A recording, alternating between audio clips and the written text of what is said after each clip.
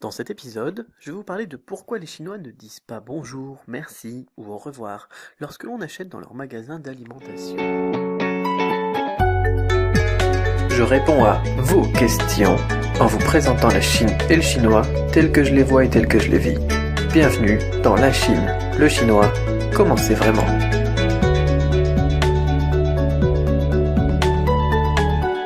Bonjour, c'est Brickbo et bienvenue dans l'épisode 60 de la Chine, le chinois, comment c'est vraiment, hashtag LCCCV.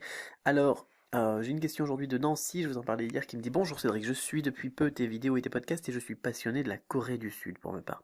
J'apprends grâce à toi la culture chinoise, ses différences et ses ressemblances avec la Corée. Ma question la voici: pourquoi les Chinois ne me disent pas bonjour, merci, au revoir lorsque j'achète dans leur magasin d'alimentation en Belgique? Je m'explique, j'ai remarqué ce même comportement dans plusieurs boutiques. Un ami japonais me dit que c'était courant en Chine, Nancy. Alors Nancy, c'est pas du tout courant en Chine. Alors généralement dans tous les magasins, en tout cas moi quand je rentre dans un magasin n'importe lequel en Chine, que ce soit moi ou mon épouse ou n'importe quoi, peut-être même, c'est pas juste avec les étrangers, c'est avec tout le monde quoi. On a toujours, alors on n'a pas un bonjour. On n'a généralement pas un bonjour quand on est dans une boutique ou un restaurant ou n'importe quoi. Les gens ils arrivent pas, ils vous disent pas ni hao, ça c'est sûr. Ils vous disent Huang Guangling. Huang Guangling ça veut dire quoi? Ça veut dire bienvenue. Voilà, on vous souhaite la bienvenue. Et c'est une manière très polie de saluer, un petit peu comme on devrait dire bonjour lorsque quelqu'un arrive dans un magasin en Chine. Donc, je ne sais pas pourquoi. Et j'ai eu l'occasion d'aller dans des petites épiceries ou des trucs comme ça.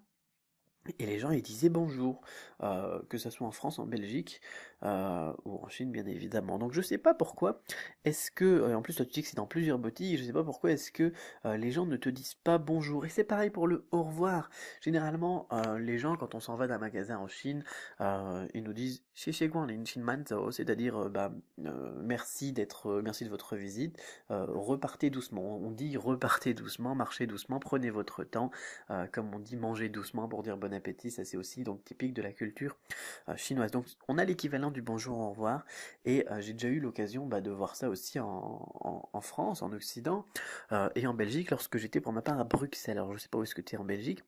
Bon alors bien évidemment lorsqu'on est par exemple dans un Paris Store en France, ou bien alors dans le fameux Tinuel, comment ça s'appelle, le gros supermarché asiatique dans la capitale, là, à côté du métro Bourse, là j'ai oublié la rue de la Vierge Noire je crois. Là les gens ils disent pas bonjour, c'est comme un carrefour quoi, les gens ils disent pas bonjour, c'est comme ça quoi. Donc il faut voir la taille du magasin aussi. Après, il faut voir aussi si eh bien, les vendeurs parlent bien français. Parfois, moi j'avais l'occasion de voir ça, mais c'était avec une vendeuse vietnamienne, et bien elle disait pas bonjour. Pourquoi? Parce qu'elle parlait pas du tout bien français en fait. Et je me suis rendu compte d'ailleurs plus tard qu'elle parlait très très bien chinois par contre. Et donc après, eh bien, elle me saluait en chinois. Euh, donc ça c'était à Roubaix. Pas loin du Paris Store, une petite épicerie asiatique. Donc là, ça dépend.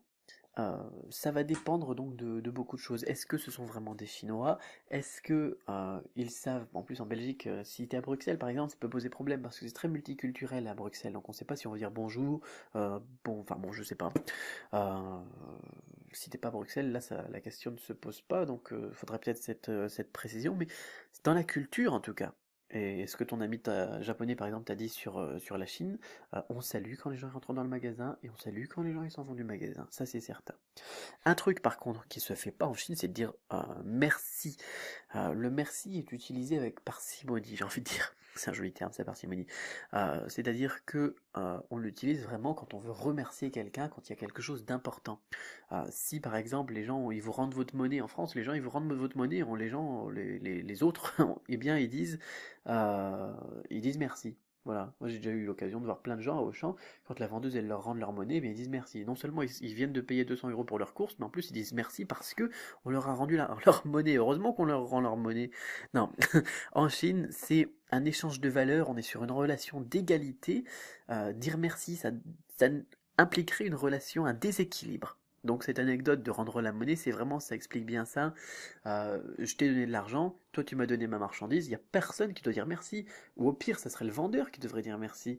Mais bon, parfois je vois moi, les clients qui disent merci aux vendeurs parce qu'ils ont acheté un truc. Enfin bon, c'est pas très logique. Donc non, on est plus sur une relation d'équilibre, un échange de valeurs, donc de l'argent contre de la marchandise. Et il n'y a pas de raison là de dire merci. Par contre, merci de votre visite. Lorsque les gens y partent, oui, parce que là, effectivement, vous avez fait le déplacement jusqu'au magasin, et là, euh, il y a effectivement un déséquilibre au niveau de la valeur parce que vous vous êtes donné du mal pour aller jusqu'au magasin. Donc là, les gens, ils vous remercient de votre visite, mais ils vont pas vous remercier quand vous payez en tout cas. Voilà, donc ça permet d'aller un petit peu plus loin au niveau de l'interculturalité. Euh, donc je ne m'explique pas pourquoi est-ce que toi, dans tes boutiques, les gens, les Chinois, en l'occurrence, faudrait vérifier aussi d'ailleurs si c'est des Chinois, hein, pas faire d'impair, parce que parfois on a des, comme je vous disais tout à l'heure dans mon épicerie, moi, que j'avais à Roubaix avant de quitter la France, eh bien c'était tenu par une Vietnamienne, la boutique chinoise, le chinois du coin, c'était tenu par des Vietnamiens. Les restaurants, pareil sur la côte d'Opale en France, la plupart sont tenus par des Vietnamiens. Les restaurants japonais à Lille, ils sont tenus par des Chinois. Enfin bon, c'est un petit peu le foutoir comme ça. Et on peut pas non plus donc dire, tiens, voilà, les Chinois ils sont comme ça, les Japonais ils sont comme ça, les Vietnamiens ils sont comme ça, parce qu'au final, eh bien, ils se mélangent un petit peu dans les business et dans les boutiques. Donc bon, il faudrait un petit peu creuser, mais oui, je ne m'explique pas pourquoi est-ce que, donc, dans ta situation, en l'occurrence, ça se passe comme ça, mais ce qui est vraiment important, c'est cette fin de question que tu me disais, qui disait donc ton ami japonais, il a dit que c'était courant en Chine de pas dire bonjour, pas dire au revoir, dans les boutiques. Non. Non. Alors oui, on a l'habitude de pas dire vraiment bonjour, pas dire vraiment au revoir, mais on a l'équivalent, et on a la politesse. Donc ça, c'est vraiment important de le souligner. Voilà. Donc question très très intéressante. Nancy, j'espère que ça te donnera quelques éléments pour voir un petit peu comment approfondir la réponse et ta situation personnelle. Et puis bon, si jamais tu veux rebondir là-dessus, eh bien n'hésite pas sur du-chinois.com/question. Je me ferai un plaisir d'y répondre dans un prochain podcast. Réagissez, et dites-moi un petit peu vous comment ça se passe chez vous, et puis posez-moi des questions. Et d'ailleurs, comme dirait un de mes amis, ça n'a rien à voir avec la choucroute, mais je vous ai envoyé un mail ce matin où je vous parle de médecine chinoise. Alors si vous ne l'avez pas encore ouvert, je vous donne dans ce message le point vital le plus utilisé par les Chinois, et j'explique également ce que ce point vital permet de soigner. Si vous n'êtes pas encore inscrit donc à la communauté Cramp, rendez-vous sur mon nouveau site cédricbeau.com, cedricbeau.com, cedricbeau.com, où vous pourrez retrouver l'article complet et ce message complet, ainsi qu'une petite surprise réservée uniquement à mes lecteurs et auditeurs en l'occurrence. Voilà, alors on se retrouve demain pour un nouveau podcast, demain mercredi. En attendant, eh bien, gardez l'esprit ouvert, ensemble on tue les préjugés.